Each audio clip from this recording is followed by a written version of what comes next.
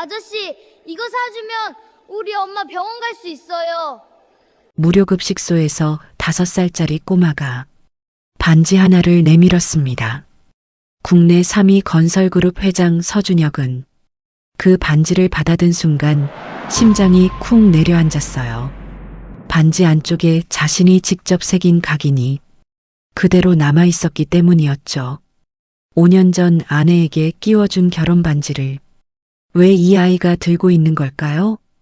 도대체 이 아이는 누구일까요? 오늘의 이야기 시작 전 구독과 좋아요 꾹 눌러주세요.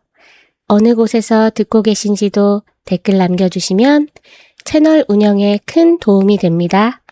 지금부터 인생 한편 드라마 시작하겠습니다. 서울 외곽의 무료 급식소였습니다. 오전 11시, 배식이 시작되기도 전에 입구에는 긴 줄이 늘어서 있었죠. 낡은 점퍼를 거친 어르신들 사이에 유독 작은 아이 하나가 끼어 있었습니다. 올해 겨우 5살인 하진이었어요. 아이의 손에는 검은 비닐봉지가 들려 있었고 때가 묻은 얼굴 위로 또렷한 눈동자만 반짝이고 있었습니다. 배식대 앞에 차례가 왔습니다. 직원이 아이를 내려다 봤어요. 얘야, 여긴 포장 안 된다니까? 벌써 몇 번째야? 뒤에 줄 선 어르신들이 혀를 찼습니다. 빨리 비키라는 눈치였죠. 그래도 하진이는 물러서지 않았어요. 비닐봉지를 쥔 손에 힘을 줬습니다. 작은 손끝이 하얗게 질렸죠. 아줌마 제발이요. 우리 엄마 지금 숨도 제대로 못 쉬어요. 오늘 이거 못 가져가면 진짜 큰일 나요. 목소리가 갈라졌습니다. 직원이 손을 내저었어요. 안 된다고 했지? 뒤에 사람들 안 보이니? 자꾸 이러면 다음부터 밥도 없어. 하진이의 시선이 펄펄 끓는 죽 쪽에 꽂혔습니다. 며칠째 물 한 모금도 못 넘기고 누워있는 엄마의 얼굴이 스쳤어요. 아이는 숨을 크게 들이쉬었습니다. 그리고는 소리를 질렀어요. 우리 엄마 밥 못 먹으면 죽는다고요. 제발 한 번만 싸주세요. 주변이 순간 조용해졌습니다. 식판 소리도 멈췄어요. 하지만 손을 내미는 사람은 아무도 없었죠. 그때였습니다. 급식소 안쪽에서 묵직한 구두 소리가 들려왔어요. 복지재단 점검을 마치고 나오던 남자가 소란이 난 쪽으로 고개를 돌렸습니다. 짙은 감색 코트에 흐트러짐 없는 매무새, 국내 3위 건설그룹을 이끄는 서준혁이었습니다. 올해 45, 5년 전 이혼 뒤 해외에서 일에만 매달려온 남자였어요. 사람들은 그를 냉정하다고 했지만 사실은 냉정해지려 애쓰는 사람에 가까웠죠. 회장님, 일정 빡빡합니다. 바로 이동하시죠. 비서실장 박기수가 조심스레 말했지만 준혁은 대답 없이 배식대 쪽으로 걸음을 옮겼습니다. 직원이 허리를 숙였어요. 아, 회장님 오셨습니까? 이 꼬마가 포장을 해달라고 막무가내로 버텨서요. 규정상 안 됩니다. 준혁이 직원의 말을 끊었습니다. 그리고 하진이를 내려다 봤어요. 아이의 얼굴에는 때가 가득했습니다. 입술은 바짝 말라 있었죠. 하지만 눈빛만큼은 또렷했어요. 누구 갖다 주려고 그러니? 하진이는 움츠러들지 않고 준혁을 똑바로 올려다보며 말했습니다. 엄마요. 우리 엄마요. 엄마가 약 먹으려면 밥을 먹어야 하는데 이 죽이 필요해요. 목소리가 끝이 살짝 젖어들었습니다. 준혁은 잠시 말이 없었어요. 아이의 간절한 눈빛이 그를 붙잡았습니다. 준혁이 직원에게 시선을 돌리며 말했어요. 이 아이한테 넉넉히 싸주세요. 하지만 회장님, 규정은 내가 만드는 겁니다. 그리고 앞으로 이런 아이를 돌려보내는 일은 없게 하세요. 직원이 고개를 깊게 숙였습니다. 서둘러 김이 모락모락 나는 흰죽과 따뜻한 국을 넉넉히 담았어요. 비닐봉지가 묵직하게 부풀어 올랐습니다. 하진이는 두 손으로 봉투를 받아 품에 꼭 안았어요. 감사합니다, 아저씨. 덕분에 우리 엄마 약 먹을 수 있어요. 하진이가 꾸벅 허리를 숙여 인사했습니다. 아이의 얼굴에 처음으로 밝은 미소가 드리워졌어요. 준혁은 그 모습을 가만히 내려다봤습니다. 평소라면 이미 차에 올랐을 그였어요. 하지만 왠지 발이 떨어지지 않았습니다. 준혁이 무릎을 살짝 굽혀 아이의 눈높이에 맞췄어요. 뜨거우니까 조심해서 가거라. 길에서 뛰지 말고. 돌아서려던 하진이가 문득 발을 멈췄습니다. 아이가 주머니를 뒤적이더니 작은 손바닥 위에 뭔가를 올렸어요. 낡은 은색 반지 하나였습니다. 세월에 닳아 빛이 많이 바랬지만 아직 형태는 남아있었죠. 아저씨 부자같이 생겼는데 이거 사줄 수 있어요? 준혁의 눈에 반지에 꽂혔습니다. 우리 집에 있는 게 이거 하나밖에 안 남았거든요. 이거 팔면 우리 엄마 병원 갈 수 있어요. 하진이의 목소리는 담담했습니다. 5살 아이가 할 수 있는 유일한 방법이었으니까요. 준혁은 무심코 반지를 받아들었습니다. 손가락 사이에서 반지가 가볍게 굴렀어요. 그 순간 반지 안쪽에 뭔가가 스쳤습니다. 준혁의 손끝이 멈췄어요. 반지를 빛 쪽으로 천천히 기울였습니다. 안쪽에는 아주 작은 글씨가 새겨져 있었어요. 영원히 수진. 준혁의 눈동자가 크게 떨렸습니다. 5년 전 프로포즈 하던 날 자신이 직접 새겨 넣은 각인이었습니다. 세상에 단 하나뿐인 아내에게 끼워준 반지. 준혁의 입술이 파르르 떨렸어요. 다리에 힘이 풀리면서 그대로 바닥에 무릎이 꺾였습니다. 회장님, 비서실장이 다급하게 달려왔습니다. 하지만 준혁은 아무 말도 하지 못했어요. 반지를 쥔 손만 부들부들 떨리고 있었죠. 고개를 들었을 때 하진이는 이미 봉투를 안고 급식소를 뛰쳐나간 뒤였습니다. 바닥을 차는 낡은 운동화 소리가 점점 멀어지고 있었어요. 준혁이 뒤늦게 출구 쪽으로 달려갔지만 좁은 골목으로 꺾어진 아이의 뒷모습은 이미 사라진 뒤였습니다. 준혁은 급식소 앞에 선 채 한동안 아이가 사라진 방향만 바라봤어요. 가슴 안쪽이 뜨겁게 무너져 내리고 있었습니다.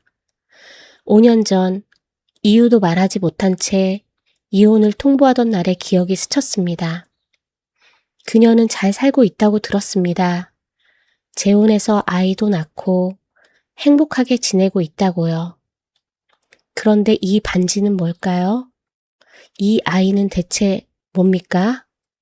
엄마가 병원도 못 가서 5살짜리가 반지를 팔고 있다니.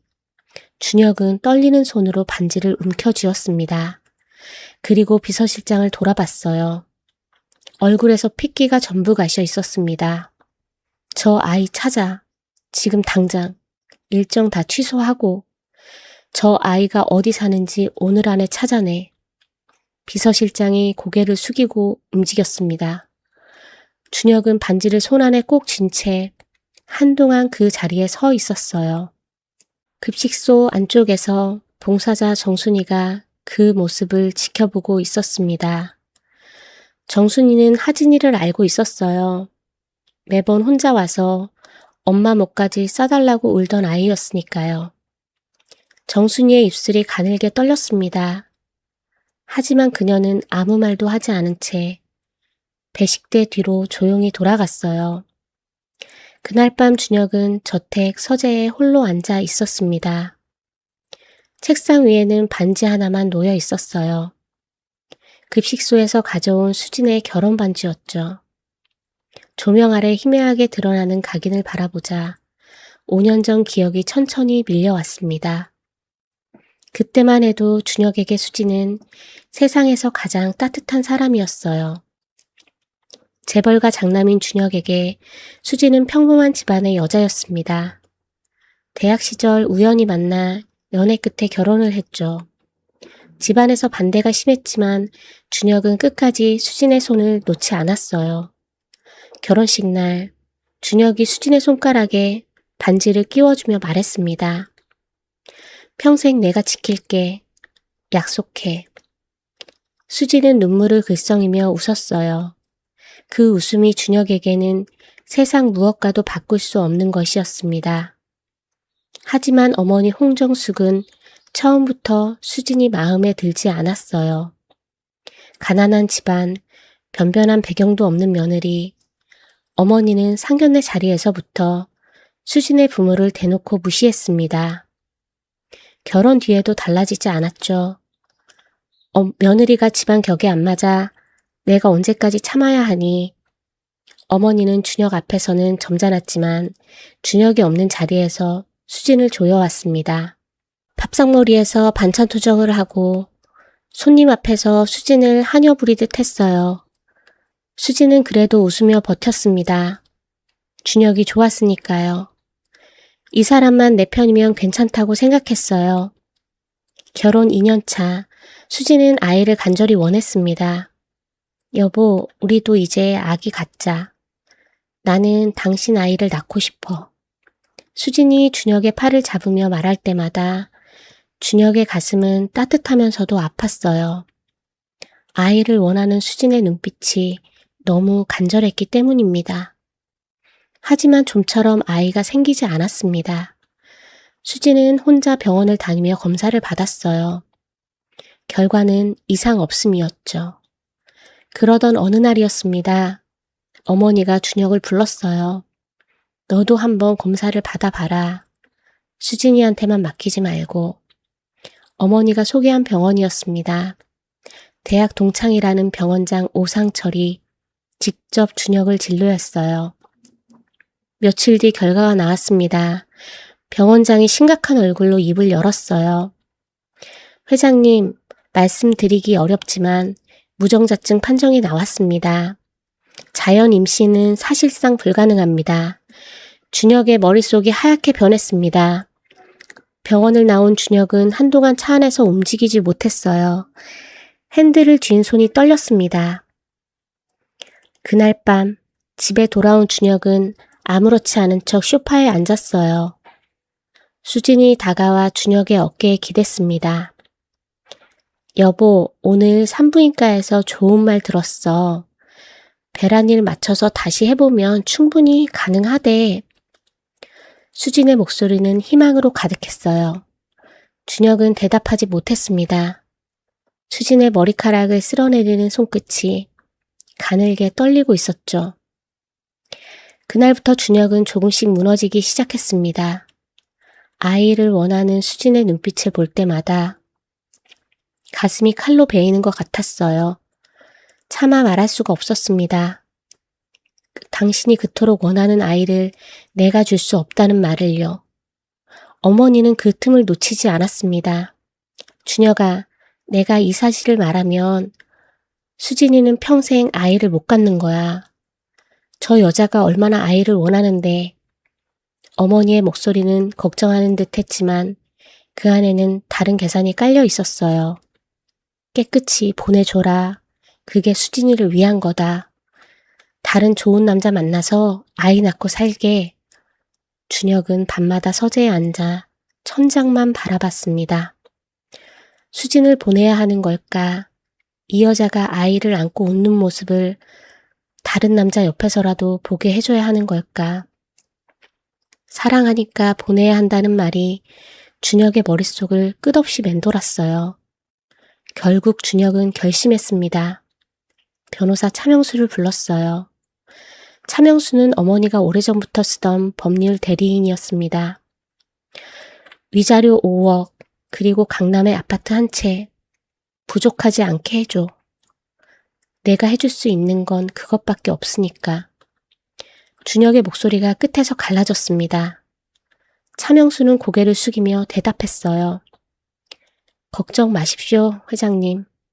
제가 꼼꼼하게 처리하겠습니다.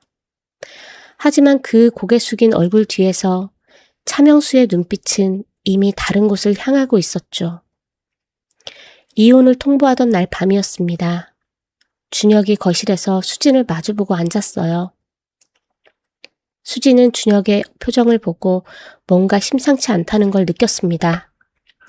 여보, 무슨 일 있어? 얼굴이 왜 그래? 준혁은 한참 동안 입을 여질 못했어요. 손가락 사이로 땀이 흘렀습니다.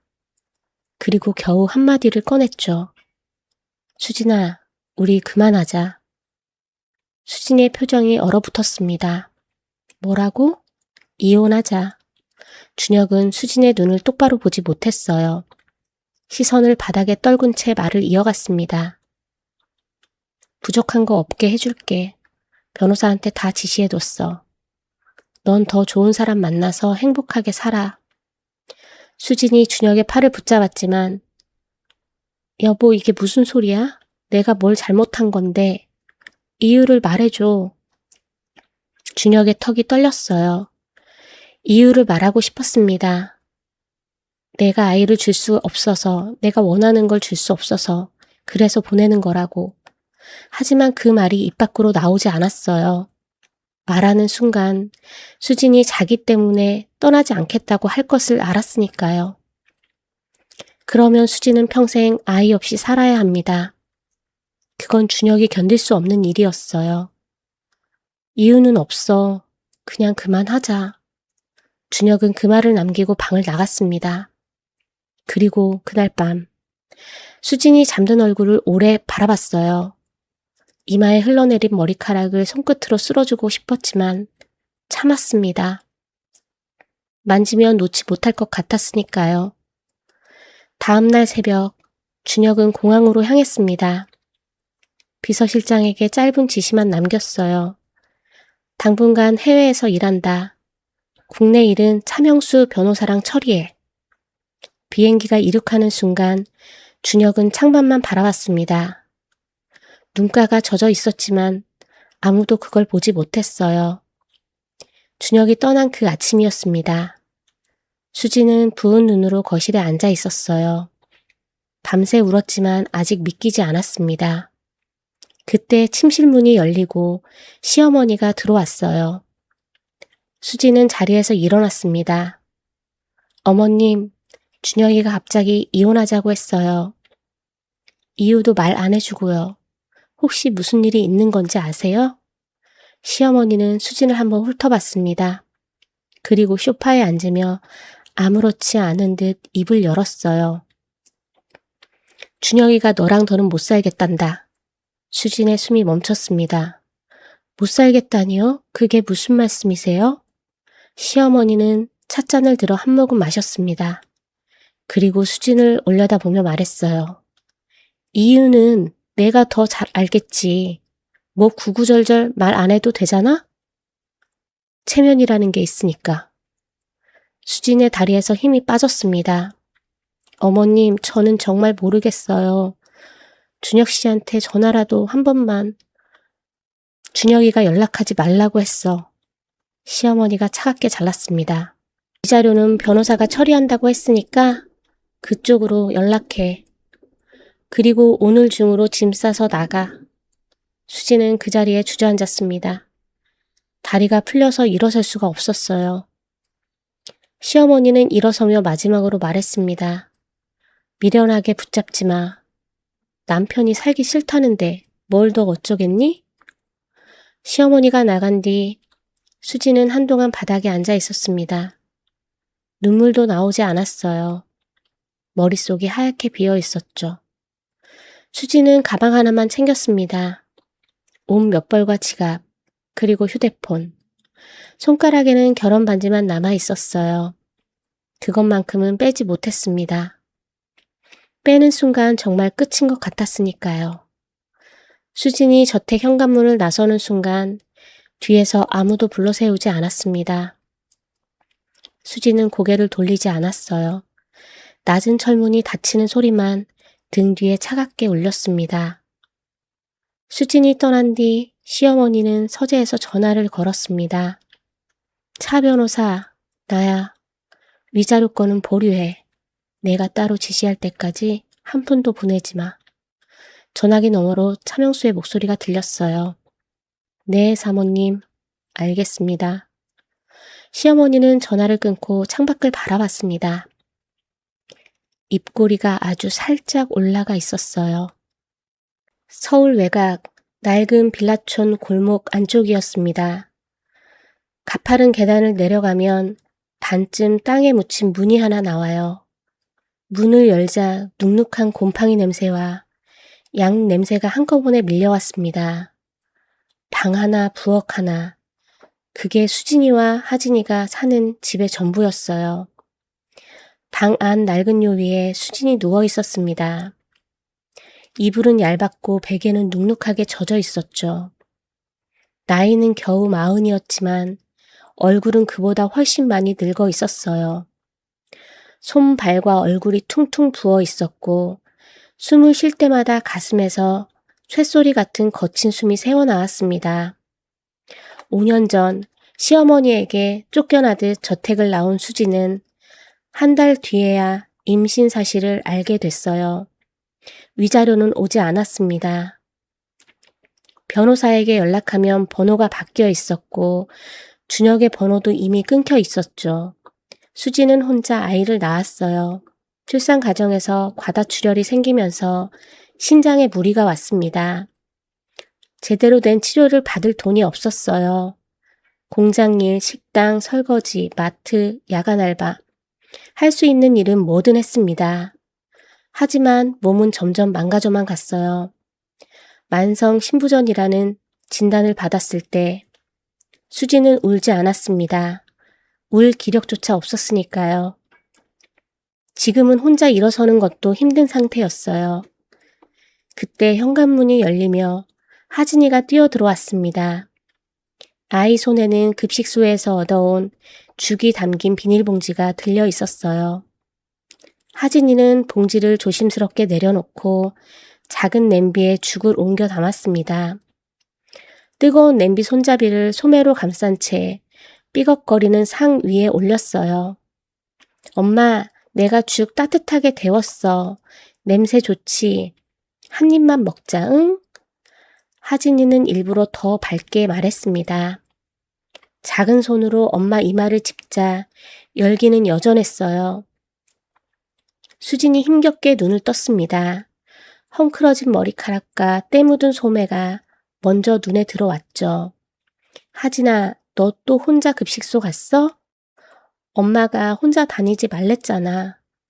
갈라진 목소리 끝에 기침이 섞였어요. 하진이는 모르는 척 숟가락을 들었습니다. 아, 나 이제 다 컸어. 길 건널 때도 양옆 다 보고 다닌다니까? 엄마는 밥 먹어야 약도 먹지. 수지는 말없이 입을 벌렸어요. 죽 한 숟가락이 겨우 목을 넘어갔습니다. 맛있네. 우리 하진이가 데워서 그런가 보다. 수진이 아이의 손등 위에 자기 손을 조용히 덮었어요. 부어서 두꺼워진 손이었지만 하진이의 작은 손을 감싸는 힘은 약했습니다. 하진이는 엄마가 죽을 세 숟가락째 넘기자 그제야 안심한 듯 웃었어요. 오늘 급식소에서 되게 멋진 아저씨 만났어. 멋진 아저씨? 키도 크고 옷도 번쩍번쩍했어. 아줌마가 포장 안 된다고 했는데 그 아저씨가 싸주라고 했거든. 되게 목소리가 낮았어. 수지는 가볍게 웃으며 고개를 끄덕였어요. 그래, 착한 아저씨네. 고맙다고 인사했어? 꾸벅했어. 하진이가 허리를 숙여 보이며 웃었습니다. 수지는 그 모습을 바라보다 가슴 한쪽이 저릿하게 아파왔어요. 5살짜리가 혼자 급식소를 다니며 엄마 밥을 구해오는 게 대견한 게 아니라 미안한 거였으니까요. 하진이가 죽그릇을 치우고 부엌에서 물컵을 가져왔습니다. 엄마, 약 먹어야지. 수진이 고개를 저었어요. 약이 다 떨어졌어, 하진아. 하진이의 표정이 살짝 굳었습니다. 하지만 금세 아무렇지 않은 척 웃었어요. 그럼 내일 약국 가서 외상해 올게. 약사 아저씨가 착하니까 될 수도 있잖아. 수지는 대답하지 못했습니다. 이미 외상이 3달째 밀려 있었어요. 지난번에 약사가 미안한 얼굴로 더는 어렵다고 했던 게 떠올랐습니다. 그때 머리맡에 둔 낡은 휴대폰이 울렸어요. 수진이 떨리는 손으로 휴대폰을 집어들었습니다. 화면에는 대학병원 번호가 떠 있었어요. 김수진 환자분 맞으시죠?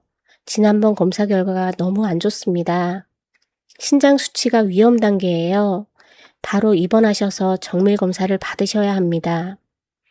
간호사의 목소리는 다급했습니다. 수진은 하진이가 듣지 못하게 고개를 돌리며 목소리를 낮췄어요. 선생님, 제가 지금 입원할 형편이 안 돼서요. 며칠만 더 약으로 버티면 안 될까요? 환자분, 지금 상태로는 정말 위험합니다. 이대로 두시면 죄송합니다. 수진이 전화를 끊었어요. 엄마, 어디서 전화 온 거야? 하진이가 엄마 얼굴을 살폈습니다. 아니야, 별거 아니야. 수진은 애써 웃어 보였어요. 하진이가 고개를 끄덕이고 부엌 쪽에서 컵을 씻기 시작했습니다. 물소리가 들리는 사이 수진은 이불을 턱까지 끌어올리고 소리 없이 울었어요. 어깨만 잘게 떨리고 있었습니다. 내 몸이 망가지는 건 무섭지 않았어요. 내가 여기서 쓰러지면 하진이가 혼자 남는다는 것, 그게 수진을 가장 짓누르는 공포였습니다. 얼마나 지났을까요? 밖에서 문 앞에 뭔가 놓이는 소리가 들렸어요. 톡 하는 작은 소리였습니다. 잠시 뒤 발소리가 멀어졌어요. 골목 어기 만두집 할머니 김말순이었습니다. 수진이 쓰러진 뒤부터 가끔 만두 몇 개를 문 앞에 놓아두는 사람이었죠. 할머니는 수진의 사정을 알고 있었어요. 5살짜리가 엄마 대신 급식소를 다니는 것도요. 하지만 할머니도 형편이 넉넉하지 않았습니다. 만두 몇 개 놓고 가는 게 할머니가 해줄 수 있는 전부였어요. 할머니는 문 앞에서 잠시 멈칫했습니다. 안에서 들리는 거친 숨소리에 입술을 깨물다 결국 돌아섰어요. 한참 뒤 하진이가 문을 열었습니다. 엄마, 만두다. 말순 할머니가 또 놔줬나 봐. 하진이가 만두를 들고 방으로 뛰어왔어요. 만두를 데워 접시에 담고 젓가락 대신 포크를 가져왔습니다. 엄마가 젓가락을 쥘 힘이 없다는 걸 아이는 이미 알고 있었어요. 수진이 만두 하나를 겨우 씹어 삼켰습니다. 맛있다. 말순 할머니한테 나중에 꼭 인사드려야겠네. 내가 대신 가서 인사할게. 하진이가 자기 목 만두를 후후 불며 한 입에 넣었어요. 볼이 빵빵하게 부풀어 올랐습니다. 수지는 그 얼굴을 오래 바라봤어요. 이 아이의 아빠를 닮은 눈매가 가끔 수진의 가슴을 찔렀습니다. 하진이가 만두를 삼키고 엄마 곁에 바짝 붙어 누웠어요. 이불 속으로 작은 몸이 파고들었습니다. 엄마, 나 오늘 안 무서웠어. 급식소도 혼자 잘 다녀왔고, 만두도 있고, 엄마도 밥 먹었잖아. 내일도 괜찮을 거야, 그치? 수지는 아이의 머리카락을 천천히 쓸어내렸어요. 그래, 괜찮을 거야. 우리 하진이 오늘 고생했네? 엄마 금방 나을 거야. 거짓말이었습니다. 괜찮지 않았어요. 약으로 버틸 수 있는 시간은 얼마 남지 않았으니까요. 하지만 아이 앞에서 무너질 수는 없었습니다. 수지는 눈을 감았어요. 하진이의 고른 숨소리가 어둡고 좁은 반지 앞방에 조용히 퍼졌습니다. 바깥에서는 가을바람이 낡은 창틀 사이로 차갑게 스며들고 있었어요. 그날 밤이었습니다. 준혁은 저택 서재에 앉아 반지를 손안에 쥔 채 움직이지 못하고 있었어요.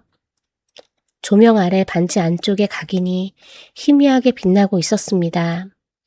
영원히 수진. 준혁이 직접 새긴 글자였어요. 결혼식 전날 밤 공방에서 혼자 한 글자씩 새겨 넣었죠. 이 반지를 5살짜리 꼬마가 급식소에서 팔려고 내밀었습니다. 엄마가 병원에 갈 돈이 없어서요. 준혁은 수진이 재혼해서 아이 낳고 잘 살고 있다고 알고 있었어요. 5년 전 해외로 떠난 뒤 한 번쯤 수진 소식이 궁금했을 때 변호사 차명수가 보고했습니다. 전 사모님은 재혼하셔서 아이도 낳고 행복하게 지내고 계십니다. 더 이상 신경 쓰실 필요 없습니다. 그 말을 듣고 준혁은 찢어지는 가슴을 억누르며 생각했어요. 잘 됐다. 좋은 남자 만나서 아이도 낳고 사는 거라면 내가 보낸 게 맞았다. 그렇게 믿고 5년을 살았습니다. 일에 매달려서 잠을 줄여서 수진을 떠올릴 틈이 없도록 스스로를 몰아붙이며 살았어요. 그런데 이 반지는 뭡니까? 재혼해서 행복하게 살고 있다는 여자의 반지를 5살짜리가 급식소에서 팔고 있다니 뭔가 맞지 않았습니다. 준혁은 비서실장 박기수를 불렀어요. 급식소 CCTV 확인했어? 비서실장이 태블릿을 내밀었습니다. 네, 회장님. 아이가 급식소를 나간 뒤 동선을 추적했는데 골목으로 꺾어진 이후 CCTV 사각지대입니다. 주변 상가 카메라까지 확인 중입니다. 준혁은 영상을 바라봤어요. 화면 속에서 하진이가 봉투를 품에 안고 뛰어가는 모습이 보였습니다. 낡은 운동화, 때 묻은 점퍼, 바람에 날리는 가느다란 뒷목, 준혁의 턱이 떨렸어요. 급식소 봉사자 중에 저 아이를 아는 사람이 있을 거야. 찾아봐. 비서실장이 고개를 숙였습니다. 다음 날 아침이었어요. 준혁은 급식소로 직접 갔습니다. 배식 시간 전 봉사자들이 준비를 하고 있는 시간이었죠. 비서실장이 안내한 사람은 봉사자 정순이었습니다. 올해 60, 이 급식소에서 10년째 봉사하고 있는 아줌마였어요. 준혁이 하진이 사진을 보여주자 정순이의 표정이 굳었습니다. 아, 이 꼬마요? 정순이가 한숨을 쉬었어요. 거의 매일 와요. 혼자서요. 매번 포장해 달라고 하는데 규정상 안 되니까 쫓겨나고 그래도 또 와요. 준혁의 손에 힘이 들어갔습니다. 이 아이 엄마는요? 정순이가 잠시 망설이다 입을 열었어요. 엄마가 많이 아픈가 봐요. 한 번도 같이 온 적이 없어요. 아이가 그러는데 엄마가 집에서 숨도 제대로 못 쉰대요. 준혁의 얼굴이 하얗게 변했습니다. 주소는 알아요? 정순이가 고개를 저었어요. 그건 모르겠어요. 다만 아이가 항상 저쪽 골목 방향으로 뛰어가는 건 봤어요. 서울 외곽 쪽 빌라촌이 있거든요. 준혁은 더 묻지 않고 자리에서 일어났습니다. 급식소를 나서며 비서실장에게 말했어요. 오늘 일정 다 취소해. 회장님 오후에 이사회가 있습니다. 해외 투자권 결제도 다 취소하라고 했어. 비서실장은 더 말하지 못했습니다. 준혁의 목소리가 평소와 전혀 달랐으니까요. 준혁은 차에 올라타며 말했어요. 서류 100장보다 내 눈으로 확인하는 게 훨씬 빨라. 그 빌라촌부터 가자. 차가 출발했습니다. 비서실장이 태블릿에서 주변 빌라촌 주소를 하나씩 확인하고 있었어요. 준혁은 창밖을 바라보며 반지를 손안에서 굴렸습니다. 재혼해서 잘 살고 있다던 여자. 그 말이 자꾸 머릿속을 맴돌았어요. 그런데 왜 이 반지가 5살짜리 손에 들려 있었을까? 재혼했으면 이 반지는 버렸을 겁니다. 아니, 수진이라면 버리지 않았을 수도 있어요. 준혁은 고개를 숙였습니다. 뭔가 잘못됐다는 느낌이 가슴 안쪽을 무겁게 짓누르고 있었어요. 한편 같은 시각이었습니다. 준혁의 저택 안방에서 어머니 홍정숙이 전화를 받고 있었어요. 전화를 건 사람은 저택 경비실장이었습니다. 사모님, 회장님이 오늘 아침 급식소에 다시 가셨습니다. 봉사자를 만나고 나온 뒤 일정을 전부 취소하셨다고 합니다. 정숙의 찻잔을 든 손이 멈췄어요. 일정을 전부? 네, 비서실장도 같이 움직이고 있습니다.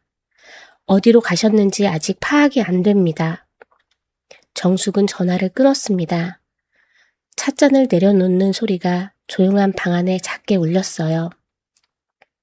정숙의 눈빛이 가늘어졌습니다. 어제 급식소에서 꼬마를 만났다는 보고는 이미 들은 뒤였어요. 대수롭지 않게 넘겼는데 아들이 일정을 전부 취소하고 직접 움직이기 시작했다는 건 예상 밖이었습니다. 정숙은 서랍을 열어 오래된 명함 한 장을 꺼냈어요. 잠시 망설이던 손끝이 결국 번호를 눌렀습니다. 2번 울리자 상대가 받았어요. 차 변호사, 나야. 전화기 너머로 차명수의 목소리가 들렸습니다. 네, 사모님. 무슨 일이십니까? 정숙이 창밖을 바라보며 낮게 말했어요. 준혁이가 움직이기 시작했어. 그 여자 찾으러 다니는 것 같아. 잠시 침묵이 흘렀습니다. 차명수의 목소리가 조심스러워졌어요. 사모님, 5년입니다. 흔적은 완벽하게 정리했습니다. 걱정하실 필요 없습니다. 정숙의 입가가 실룩거렸어요. 5년 동안 찾지도 않던 애가 갑자기 일정을 다 취소하고 급식소 봉사자까지 만나고 다녀? 그게 걱정이 안 돼? 차명수가 마른 침을 삼키는 소리가 들렸습니다. 정숙이 목소리를 한 톤 더 낮췄어요. 혹시라도 그 여자를 찾으면 위자료 얘기가 나올 거야. 내가 지급 정지시킨 거, 내가 처리한 거, 그게 다 드러나면 너도 끝이야. 알지? 네, 사모님. 알겠습니다. 제가 먼저 움직이겠습니다. 정숙은 전화를 끊었습니다. 그리고 한동안 창밖만 바라봤어요. 입꼬리가 아래로 굳어져 있었습니다. 5년 전에 끝났다고 생각한 일이 다시 고개를 들고 있었어요. 그날 오후였습니다. 준혁은 빌라촌 골목을 걷고 있었어요. 비서실장이 주변 상가 CCTV를 뒤져 하진이의 동선을 대략 좁혀낸 뒤였죠. 고급 구두가 먼지 날리는 바닥을 밟았습니다. 골목 안쪽으로 들어설수록 퀴퀴한 냄새가 올라왔지만 준혁은 걸음을 멈추지 않았어요. 그때 저만치서 작은 아이가 보였습니다. 약봉투를 품에 안고 종종 걸음으로 뛰어가는 뒷모습이었어요. 어제 급식소에서 본 그 아이였습니다. 준혁의 걸음이 빨라졌어요. 하진이는 낡은 빌라 앞에서 멈추더니 곧장 지하 계단 아래로 사라졌습니다. 준혁도 그 앞에 멈춰섰어요. 어둡고 축축한 지하 입구, 반쯤 땅에 묻힌 문이 보였습니다. 준혁의 손끝이 미세하게 떨렸어요. 잠시 숨을 고르던 그때였습니다. 덜 닫힌 문틈 사이로 다급한 비명이 터져 나왔어요. 엄마, 엄마, 눈 떠봐, 엄마. 하진이의 목소리였습니다. 준혁은 망설임 없이 계단을 내려갔어요. 문을 밀고 들어선 순간 곰팡이 냄새와 비릿한 냄새가 한꺼번에 밀려왔습니다. 방 안은 좁고 어두웠어요. 바닥에 수진이 쓰러져 있었습니다. 요 위에서 굴러떨어진 듯 몸이 비스듬히 꺾여 있었고 입술이 파랗게 질려 있었어요. 하진이는 그 곁에 주저앉아 엄마의 어깨를 흔들며 울고 있었습니다. 준혁은 걸음을 멈췄어요. 쓰러진 여자의 얼굴이 눈에 들어왔습니다. 5년 전 자신이 알던 수진이 아니었어요. 퉁퉁 부은 얼굴, 앙상하게 마른 어깨, 환자복도 아닌 낡은 옷 사이로 쇄골뼈가 선명하게 드러나 있었습니다. 준혁의 입술이 떨렸어요. 수진이 희미하게 신음했습니다. 초점 없는 눈이 문 쪽을 스치듯 흔들렸지만 누구를 알아볼 기력도 없어 보였어요. 엄마, 엄마, 눈 떠봐.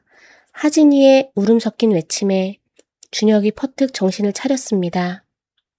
곧바로 수진 곁에 무릎을 꿇고 상체를 부축했어요. 손끝에 닿은 건 앙상하게 마른 어깨와 퉁퉁 부은 손목이었습니다.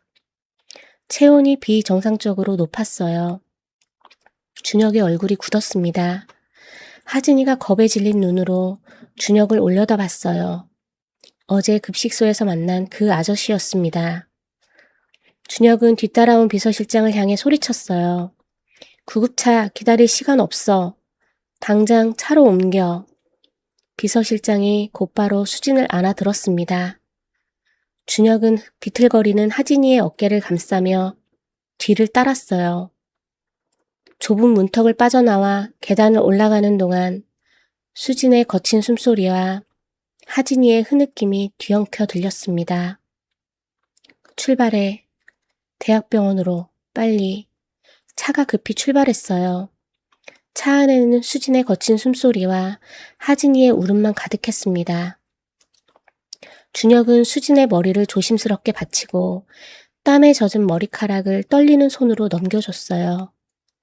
그 순간 수진이 가쁜 숨을 몰아쉬며 눈을 떴습니다. 흐릿한 시야에 남자의 윤곽이 잡혔어요. 수진의 입술이 달싹거렸습니다. 누구세요? 준혁의 심장이 쿵 내려앉았어요. 목소리를 가다듬으며 말했습니다. 말하지 마요. 지금 병원 가는 길이에요. 수진은 겁에 질린 눈으로 주위를 둘러봤어요. 낯선 차 안, 낯선 남자의 품. 수진이 힘겹게 몸을 일으키려 했습니다. 안 돼요. 저 병원 갈 돈 없어요. 내려주세요. 수진의 목소리가 갈라졌어요. 하지만 곧 기운이 풀리며 다시 준혁 쪽으로 쓰러졌습니다. 준혁이 수진의 어깨를 붙잡았어요. 지금은 돈 생각하지 마요. 사람부터 살고 봐야죠. 수진은 더 버티지 못했습니다.